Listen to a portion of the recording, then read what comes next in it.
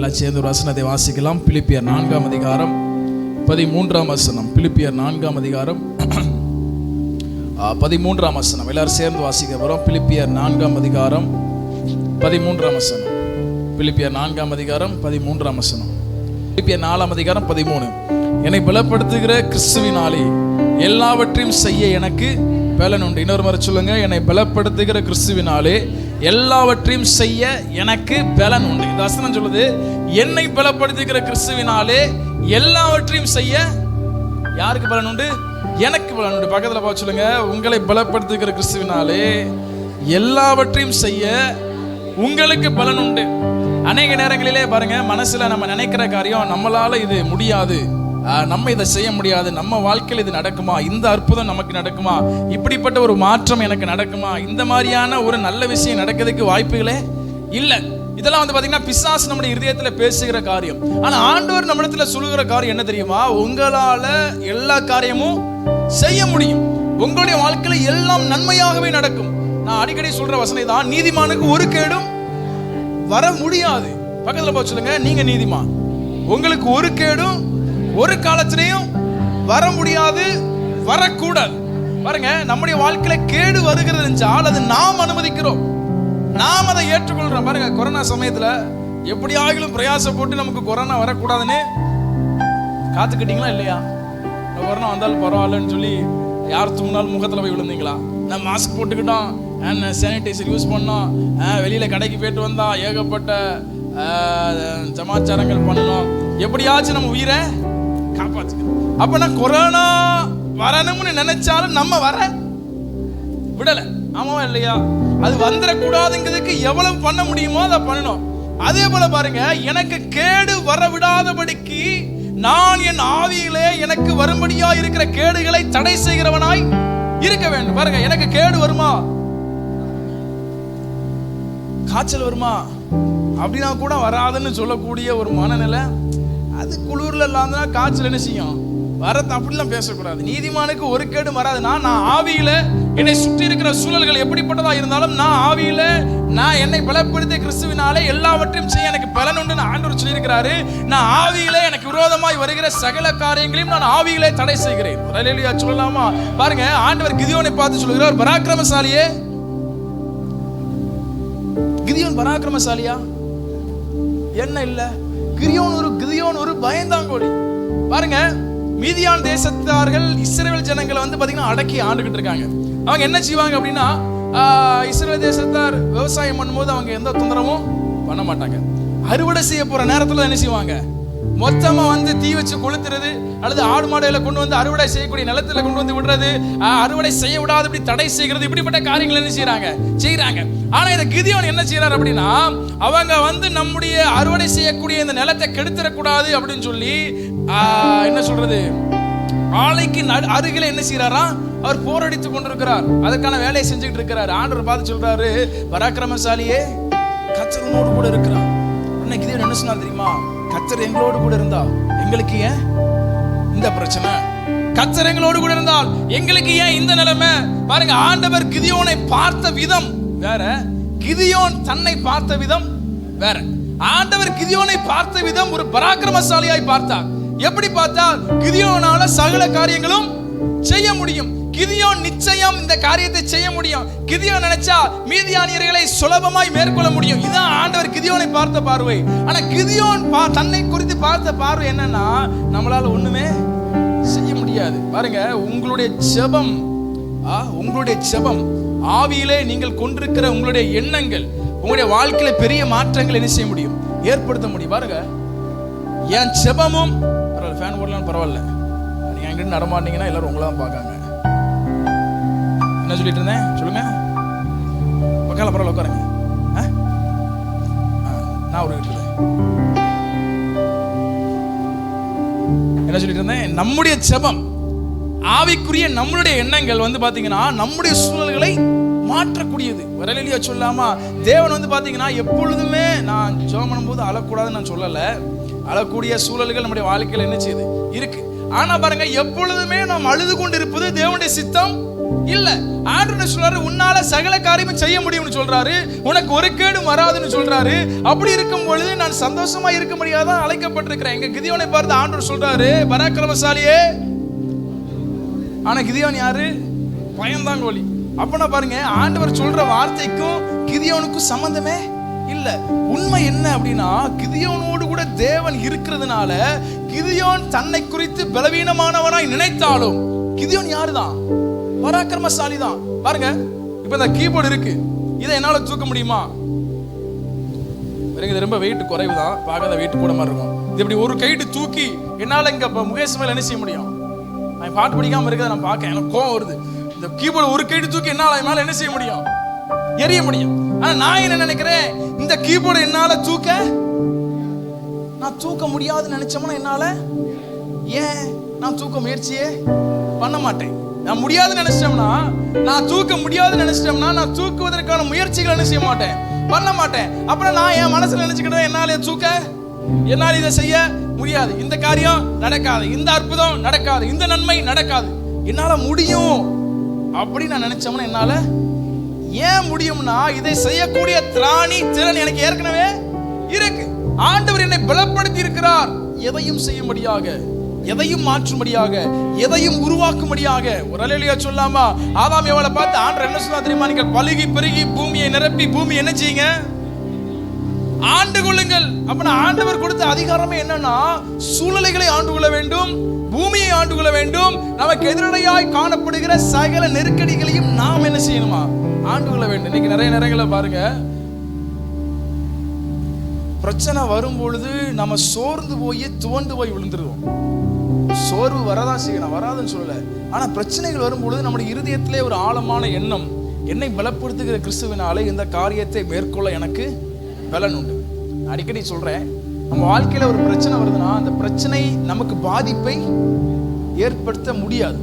இன்னைக்கு ஒரு ஒரு பிரச்சனை என் வாழ்க்கையில நான் சந்திக்கிறேன் அப்படின்னா, அந்த பிரச்சனை என் வாழ்க்கையில பாதிப்பை ஏற்படுத்த ஏன் அப்படின்னா, என்னை பலப்படுத்துகிறவர் அந்த பிரச்சனையை காட்டிலும் பெரியவர். 1 யோவான் 4:4 வாசிக்கிறோம், பிள்ளைகளே நீங்கள் தேவனால் உண்டாயிருந்து அவர்களை ஜெயித்தீர்கள், ஏனெனில் உலகத்தில் இருக்கிறவனிலும் உங்களில் இருக்கிறவர்.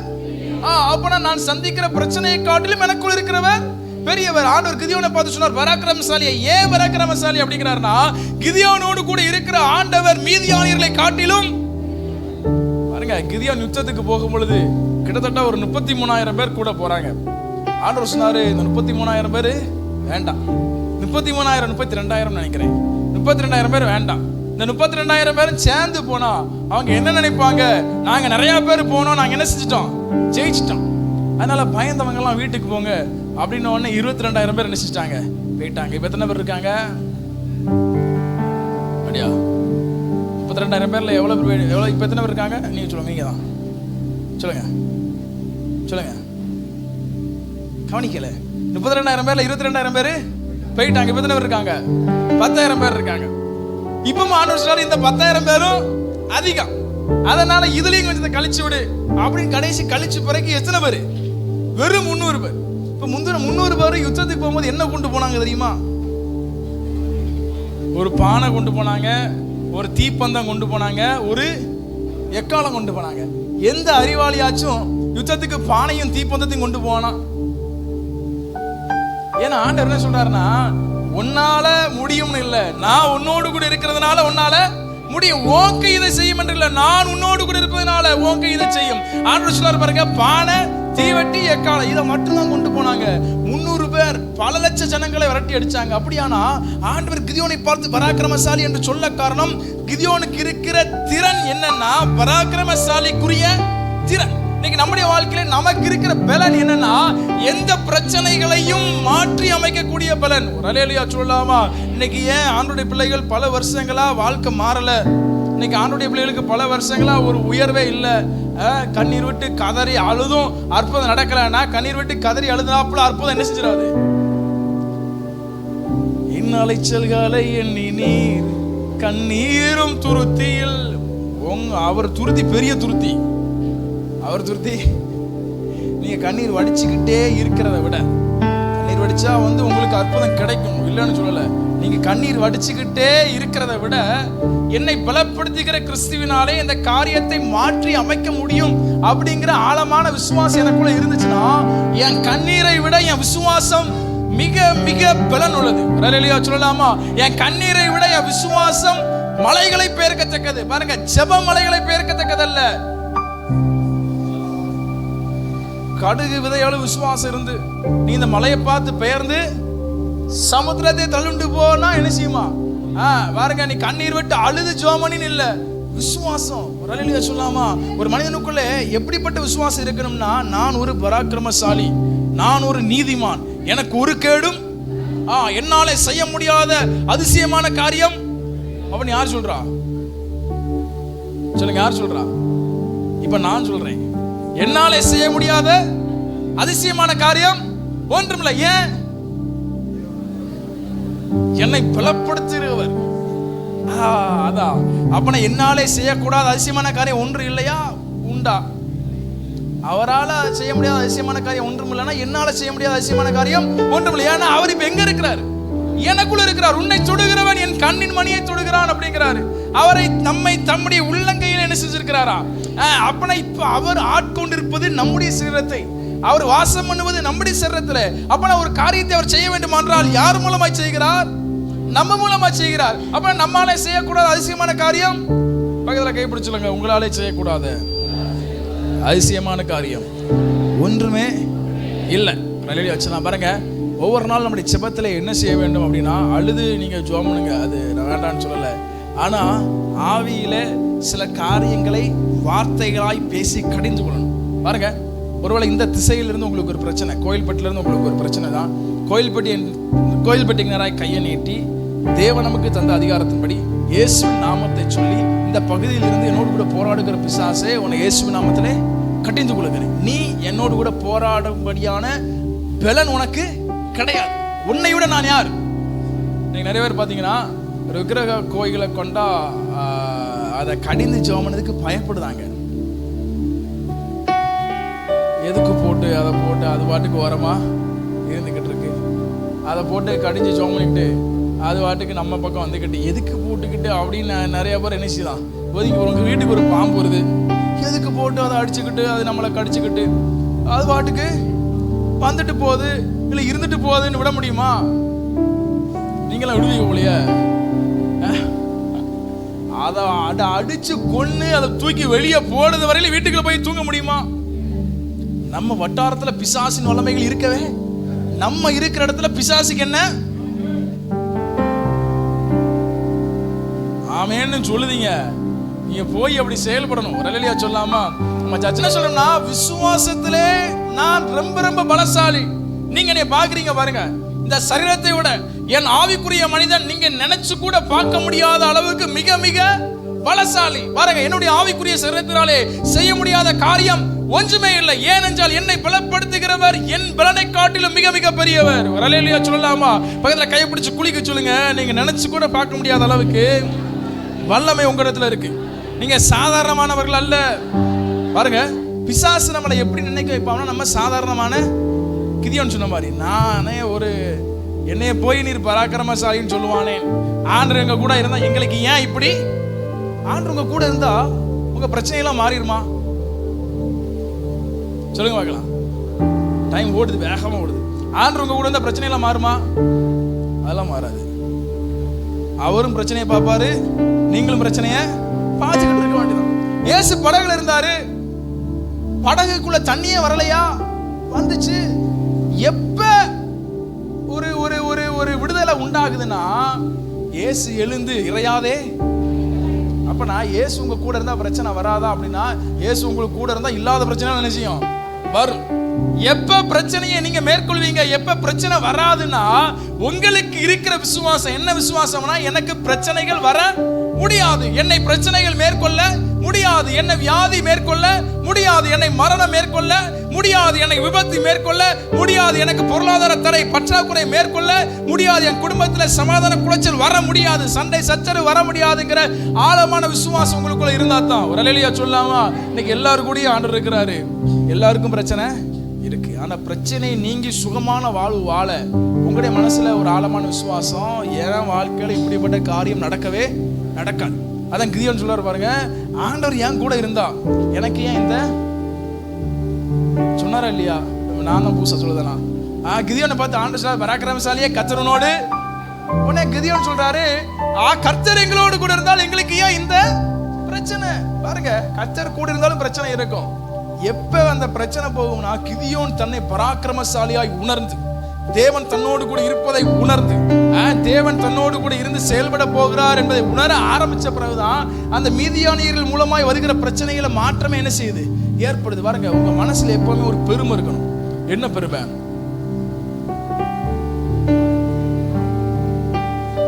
நீங்க சொல்லுங்க, நீங்க சொல்லுங்க. எப்பவுமே நமக்குள்ள ஒரு பெருமை இருக்கணும். என்ன பெருமை? நான் மற்றவனை பார்க்கிறேன், பார்க்கும்போது எனக்குள்ள ஒரு பெருமை. என்ன பெருமைனா, அவன்கிட்ட இல்லாத ஒரு சக்தி என்கிட்ட இருக்கு, அவன்கிட்ட இல்லாத ஒரு ஆண்டவர் என்கிட்ட இருக்கிறார், அவன்கிட்ட இல்லாத ஒரு பெரியவர் என்கிட்ட இருக்கிறார், இந்த உலகத்தை படைத்தவர் என்கிட்ட இருக்கிறார், அவன் என் கூட போராடுதான். நான் நினைச்சோம்னா ஒண்ணும் என்ன செய்ய போறீங்க? என்ன சொன்னீங்க? சோழி முடிக்க போற என்னமா கடிச்சு. நான் நினைச்சவனா அவனை உண்டு இல்லைன்னு நினைச்சிடலாம், ஆக்கிடலாம். ஆனா நான் ஆக்கல. இப்ப முகேஷ் இருக்கான், முகேஷ் வந்து ரட்சிக்கப்படாத ஒரு ஆள்னு வச்சுக்கிடுவோம். எனக்குள்ள ஆண்டவர் இருக்கிறாரு. இப்போ முகேஷ் என்கிட்ட பிரச்சனை பண்ணதாம்னா, நான் நினைச்சவன அவனை அடிச்சு என்ன செஞ்சிடலாம், என் மாம்சத்திலேயே நான் நினைச்சவன அடிச்சு இந்த சட்டில் என்ன செஞ்சிடலாம், கட்டி தொங்க விட்டுடலாம். ஆனா நான் என்ன செய்யலை. ஏன்? முகேஷ் பாவம்னு நினைக்கேன். அவன் பாட்டு படிக்காம என்ன செய்தான், உட்கார்ந்துருக்கான். நான் நினைச்சோம்னா அடிச்சு இங்க தூக்கி என்ன செய்யலாம். ஆனா நான் உட்கார வைக்கல. ஏன்?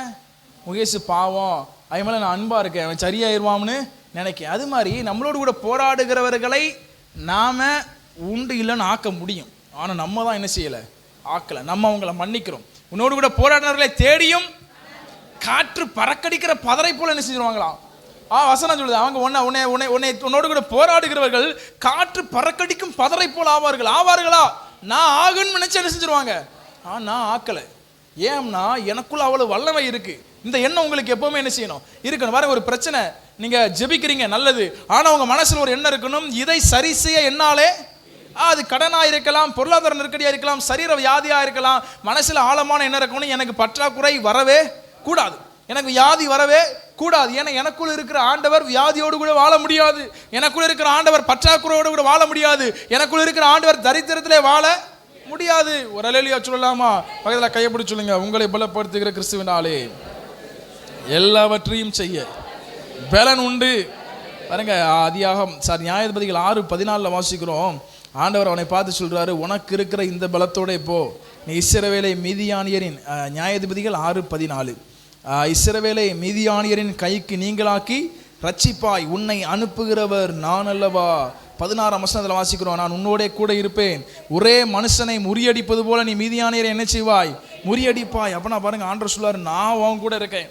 அவங்க லட்ச ஜனங்கள் அங்க பாருங்க வெட்டுக்கிளி மாதிரி படுத்து கிடக்காங்க. லட்ச ஜனங்கள் அவங்க இருந்தாலும் ஒருத்தனை மேற்கொள்ற மாதிரி என்ன செய்வ. அதான் பாருங்க தேவன் தருகிற வல்லமை. நம்முடைய மனசுல தேவன் நம்மோடு கூட இருக்கிறார். ஒரு அல்லேலூயா சொல்லாமா? அப்போஸ்தலர் 1:8 வாசிக்கிறோம், பரிசுத்தாய் உங்களிடத்தில் வரும்பொழுது நீங்கள் பலனடைந்து எருசலேமிலும் யூதாயாமிலும் சமாரியாவிலும் எனக்கு சாட்சிகளாயிருப்பீர்கள். அப்படியானா நமக்குள்ளே பரிசுத்த ஆவியானவர் வரும்பொழுது நமக்குள்ள என்ன வருதான், பலன். ஆவியிலையும் பலன் வருது, மாம்சத்திலையும் பலன் வருது. அதான் நான் சொன்னேன், நமக்குள்ள ஒரு பெருமை. என்ன பெருமை அப்படின்னா, எனக்குள்ள ஆண்டவர் இருக்கிறார். ஒவ்வொரு வினாடியும் நினைச்சுக்கிட்டே இருங்க, எனக்குள்ள ஆண்டவர் இருக்கிறார், எனக்குள்ள பெரியவர் இருக்கிறார், இந்த உலகத்தை படைத்தவர் எனக்குள்ள இருக்கிறார். அப்படி நீங்க நினைச்சுக்கிட்டே இருக்கும் பொழுது, பிரச்சனைகளை பார்க்கும் பொழுது இது மாறிடும்ங்கிற ஒரு சந்தோஷம் நமக்குள்ள என்ன செய்யும், உண்டாகும். அதனால கிதியோனை போல நம்முடைய வாழ்க்கையிலே நம்முடைய எதிர்காலத்தை குறித்து, நம்முடைய குடும்பத்தை குறித்து, நம்முடைய பிள்ளைகளை குறித்து பயந்து கொண்டு இருக்கலாம். நான் உங்களுக்கு சொல்றேன், நீங்க பராக்கிரமசாலி. ஒரு அல்லேலூயா சொல்லாமா? கர்த்தர் உங்களோடு கூட இருக்கிறாரா? ஆம், கர்த்தர் உங்களோடு கூட இருக்கிறார். நீங்க கர்த்தர் உங்களோடு கூட இருந்தும் நீங்க பிரச்சனையை சந்திச்சுக்கிட்டு இருக்கீங்க. ஏன் அப்படின்னா, நீங்க பராக்கிரமசாலி அப்படிங்கிற உணர்வு இல்லை. பாருங்க, உங்க பிள்ளைகளுடைய வாழ்க்கையில் ஒரு மாற்றம் ஏற்படணும்னா உங்க பிள்ளைகள் மேல கையை வச்சு என்ன செய்யுங்க, ஜெபம் பண்ணுங்க. இயேசு நாமத்தினாலே உன் வாழ்க்கையில நன்மைகள் என்ன செய்யும், நடக்கும். ஒருவேளை கையை வச்சு ஜெபம் விட மாட்டாங்க அப்படின்னா, தூங்கும் போது என்ன செய்யுங்க, கையை வச்சு உன் வாழ்க்கையில மாற்றங்கள் நடக்கும். நீ எதிர்பார்க்கிற உயர்வுகள் உண்டாகும். உங்க மேல கை வச்சு சொல்லுங்க, இந்த சரீரத்துக்கு வியாதி என்ன செய்யாது, வராது. உனக்கு வியாதினால மரணம் சொல்ல மாட்டீங்களா? நீங்கள் போகிறதுனா போங்க. சொல்லுங்க. இந்த உனக்கு, உங்களை பார்த்தா சொல்றீங்க, உனக்கு வியாதி வராது. உனக்கு வியாதினாலே மரணம் வராது. உனக்கு விபத்துனால மரணம் வராது. உன்னை பிசாசு மேற்கொள்ள முடியாது. உலகத்தில் இருக்கிற பிசாசை காட்டிலும் உனக்குள் இருக்கிற இயேசு ரொம்ப ரொம்ப ரொம்ப ரொம்ப பெரியவர். ஒரு அல்லேலூயா சொல்லலாமா? பாருங்க, இந்த மகிழ்ச்சி நமக்குள்ள இருக்கணும். பாருங்க, ஒருவேளை இப்ப நான் பார்க்கிற காரியம் எனக்கு சாதகமானதா இல்லாமல் இருக்கலாம். கிதியோனிடத்திலே ஆண்டவர் பேசும்பொழுது கிதியோன் பயந்த ஒரு சூழ்நிலை தான் இருந்தான். ஆனா என்னைக்கு கிதியோன் தன்னை பராக்கிரமசாலியாய் உணர ஆரம்பிச்சானோ அன்னைக்கு கிதியோன் மூலமாய் ஒரு வெற்றி நடந்தது. ஒரு அல்லேலூயா சொல்லலாமா? நீங்க மனசுல இன்னையிலிருந்து எப்பவுமே நினைச்சிட்டு இருக்க வேண்டிய காரியம், நான் பராக்கிரமசாலி, என்னை பலப்படுத்துகிற கிறிஸ்துவினால எல்லாவற்றையும் செய்ய எனக்கு பலன் உண்டு. என்னாலே செய்யக்கூடாத அதிசயமான காரியம், சொல்லுங்க, என்னாலே செய்யக்கூடாத அதிசயமான காரியம் ஒன்றுமில்லை. பக்கத்தில் பார்த்து ஏன்னு கேளுங்க. சொல்லுங்க, அவன் பதில் சொல்லுங்க. ஏன்னு கேட்டிருக்காங்க, பதில் சொல்லுங்க. ஏன் உங்களால் செய்யக்கூடாத அதிசயமான காரியம் ஒன்றுமில்லைன்னா, உங்களை பலப்படுத்துகிற கிறிஸ்து உங்களோடு கூட இருக்கிறார். அவர் சொல்றாரு, என்னை விசுவாசிக்கிறவன் நான் செய்தவைகளும் செய்வான், அதை காட்டிலும் பெரிதானவைகளை செய்வோம். அப்படியானா நம்ம எதற்காக தேவன் நம்மை ரட்சித்திருக்கிறார் அப்படின்னா, இயேசு செய்தவைகளையும் அதை காட்டிலும் பெரிதானவைகளை செய்யும்படியாகும். ஒரு அல்லேலூயா சொல்லாமா? அதனால சந்தோஷமா இருங்க. உங்க வாழ்க்கையிலே தீங்கு உங்களை மேற்கொள்ள முடியாது. பாருங்க, ஒரு அல்லேலூயா சொல்லாமா? பக்கத்தில் கையை பிடிச்சதை முடிச்சு சொல்லுங்க, சந்தோஷமா இருங்க, எதை குறிச்சும் கவலைப்படாதீங்க. நீங்க நினைக்கிறது தான் உங்க வாழ்க்கையில் நடக்க போகுது. நீங்க ஆசைப்படுற நல்லது அதை விட மகிமையாய் உங்களுடைய வாழ்க்கையில் நடக்க போது. நீங்கள் பராக்கிரமசாலி, நீங்கள் பலசாலி, நீங்கள் எதையும் மாற்றலாம், நீங்கள் எதையும் உருவாக்கலாம், நீங்கள் எதையும் சரி செய்யலாம். இன்றிலிருந்து உங்கள் மனசில் உங்களால் சகல காரியத்தையும் மாற்ற முடியும் அப்படிங்கிற நம்பிக்கையோடு கூட இருங்க. தேவன் நம்முடைய வாழ்க்கையிலே பெரிய காரியங்களை செய்வார். ஒரு அல்லேலூயா சொல்லாமா? நல்ல சத்தம், ஒரு அல்லேலூயா சொல்லாமா? எத்தனை பேர் சந்தோஷமா இருக்கீங்க? ஹலோ, இங்கே பக்கத்தில் கை பிடிச்சவங்க சந்தோஷமா இருக்கீங்களா? கவலையை கொஞ்சம், நான் போன வாரம் தான் சொன்னேன், கவலைப்படணும் போல் இருந்துச்சுன்னா டெய்லி கொஞ்ச நேரம் கவலைக்குன்னு நினைச்சிக்கோங்க. போன வாரம் சொன்னா இல்லையா? சொல்லலையோ? சொல்லலையோ? போன வாரம் சொல்லலைண்ணா, மகேந்திரனும் சொல்லலைங்க. அப்போ நான் சொல்லலை எனக்கு. இப்போ நான் எங்கே சொன்னேன்னு எனக்கு ஞாபகம் இல்லை. போன வாரம் சொல்லலை. சரி, அப்போ இப்போன்னு சொல்லுதேன், கேட்டுக்கோங்கண்ணா. இன்னைக்கு நம்ம என்ன செய்யறோம்னா, எப்பவுமே கவலைப்பட்டுக்கிட்டே இருக்கோம். நம்மளால அதை நிப்பாட்ட முடியலன்னா நம்ம மனசுல ஒரு ஒரு கவலைப்படுறதுக்குன்னு ஒரு நேரத்தை என்ன செய்யுங்க, ஒதுக்குங்க. டெய்லி நைட்டு ஒரு 9 மணிலேருந்து 9:30 வரைக்கும் கொஞ்ச நேரம் என்ன செய்யுங்க, கவலைப்படுங்க. மற்ற நேரத்தில் அதை பற்றி ஒரு அந்த கவலை வரும்போது நீங்கள் மனசில் வச்சோன்னா, உனக்கு 9 மணிக்கு டைமு, நீங்கள் சொல்லிக்கிட்டே இருங்களேன். மற்ற நேரம் அதை என்ன செய்ய முடியாது, யோசிங்க. ரொம்ப கவலை வரங்க. கவலைன்னா சாதாரண விஷயம் இல்லை, தேவையான கவலை தான். பிள்ளைகளை குறித்து, குடும்பங்களை குறித்து, எதிர்காலத்தை குறித்து, பொருளாதாரத்தை குறித்து கவலை வரும்போது எங்கள் மனசில் சொல்லிக்குவாங்க, உனக்கு 9 மணிக்கு உட்காந்து கொஞ்ச நேரம் ஒப்பாரி வேணா என்ன செய்யுங்க, வைங்க. ஒரு அரை மணி நேரத்துக்கு பிறகு அதை என்ன செய்யாதீங்க, நினைக்காதீங்க. ஆண்டு மேலே வச்சுட்டு கொஞ்சம் மனசை ஃப்ரீயாக்குங்க. நம்ம பாரத்தை இறக்கி வச்சா தான் அவர் கிரியை செய்யவே முடியும். அண்ணாலை குறித்து நம்ம அடிக்கடி சொல்கிறோம், அண்ணால் பின்பு துக்கமுகமாக இருக்கவில்லை அப்படின்னு ஆன பிறகுதான் அற்புதம் என்ன செய்யுது, வருஷம் வந்து அழுதுகிட்டு இருந்தவ தான் என்னைக்கு இனி நல்லது நடக்கும்னு சந்தோஷப்பட ஆரம்பித்தாலும் அன்னைக்கு தான் நல்லது நடக்க ஆரம்பிச்சு. அதனால் 24 நேரமும் கவலைப்பட்டுக்கிட்டு இருக்காம இன்னைக்கு கனவுலையும் கவலை தான் என்ன செய்யுது. இன்றைக்கி நிறைய பேர் பார்த்தீங்கன்னா பகல் முழுக்க கவலைப்பட்டு தூங்கும் போது கனவுலையும் கவலைப்பட்டு அந்த அந்த அந்த சமாச்சாரம் இனி ஒரு நேரத்தை ஒதுக்கி அதுக்குன்னு கவலைப்பட்டுக்கோங்க. கர்த்தருக்குள் எப்பொழுதும் சந்தோஷமாக இருங்கள் என்று மறுபடியும் உங்களுக்கு சொல்லுகிறேன்னு ஆண்டவர் சொல்ல. அதனால் சந்தோஷமாக இருக்க முயற்சி பண்ணுவோம். ஒரே வார்த்தையில் சொல்லிட முடியாது சந்தோஷமாக இருக்கேன் அப்படின்னு. சந்தோஷமாக இருக்க முயற்சி பண்ணுவோம். நான் பலசாலி, ஆண்டவர் என் கூட இருக்கிறார், நான் பராக்கிரமசாலி, என்னால் முடியும், இந்த காரியம் நன்மையாகவே முடியும் அப்படிங்கிற விசுவாசத்தோடு கூட இருங்க. தேவன் நம்மளுக்கு பெரிய காரியங்களை செய்வார்.